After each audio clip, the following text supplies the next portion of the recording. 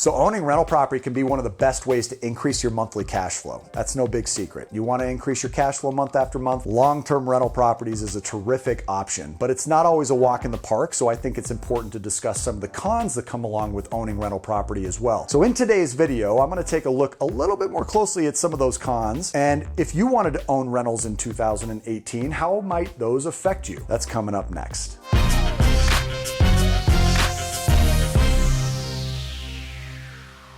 Welcome back to the VIP Financial Ed channel, my friend. We're all about helping you go further, faster financially. My name is Matthew Pillmore. I'm the president of a company that works with people one-on-one to help them turn the banks against themselves, put tens and even hundreds of thousands of dollars back in their pocket, have perfect credit, access unlimited amounts of capital, and ultimately grow that net cash flow position at the end of the month exponentially. So you're in a much safer position by subscribing and following the techniques taught on this channel. Now today I want to discuss the cons of owning a rental property. Now the biggest con to owning a rental property is widely discussed as the lack of liquidity. Even if you're experiencing a hot seller's market and you need access to capital, it can easily take several months to complete that sale.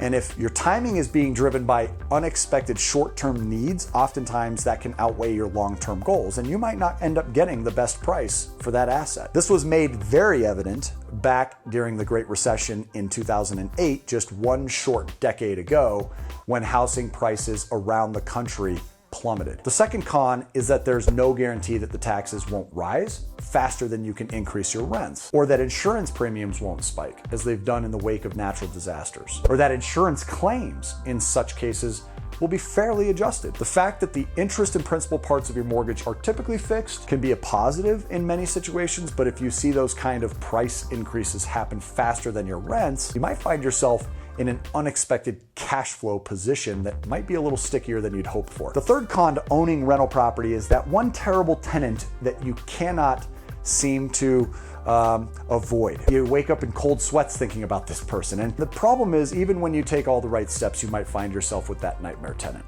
And that can be not only extremely costly to your pocketbook, but very, very expensive mentally as well. We've outlined some of these best practices in a previous video called Intro to Landlording. In our experience, we've found that this can be mitigated by doing the things that we covered in that video, but if you're a big worrier, then owning long-term rental real estate might not be the best fit for you. The fourth con here goes along with that third con, and it's that landlording is just not for everybody. Some folks feel bad raising rents for tenants or evicting a tenant. Over the history of me having rental property, I've developed great relationships with almost everybody that's rented for me, so it can be tough when you have to enforce the contract and that rental agreement that you have. You may have to make difficult decisions while being a landlord, so being ready and willing to do that is going to help you be as successful as a landlord as possible. The fifth con is a couple of what ifs. The first are repairs. Those are one of those unknowns, and it's best to be prepared for it because it can happen. But even if you're prepared, they can certainly surprise you. There are several ways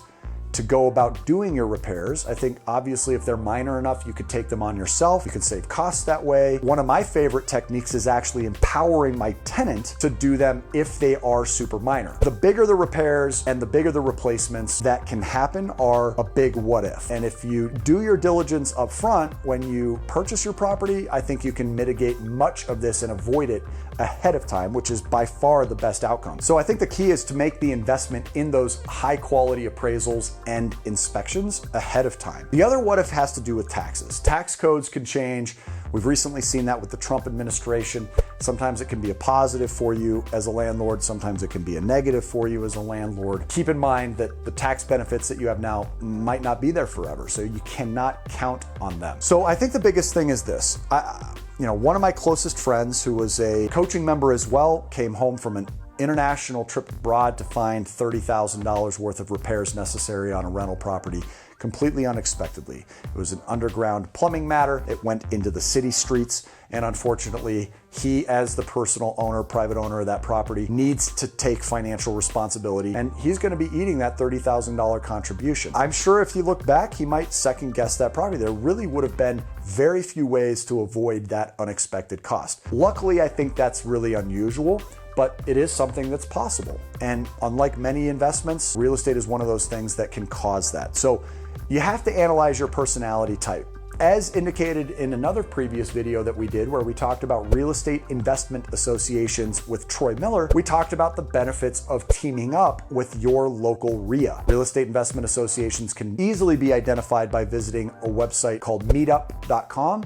Put in real estate investing as your search function through your keyword searches at the top field, and you'll find your local groups that are meeting. I would recommend joining the groups that have the most members because you'll find the broadest scope of experience, and you'll be able to find people who can certainly help walk you through the ability to maximize the potential with real estate while minimizing some of these pitfalls. Please share a comment below.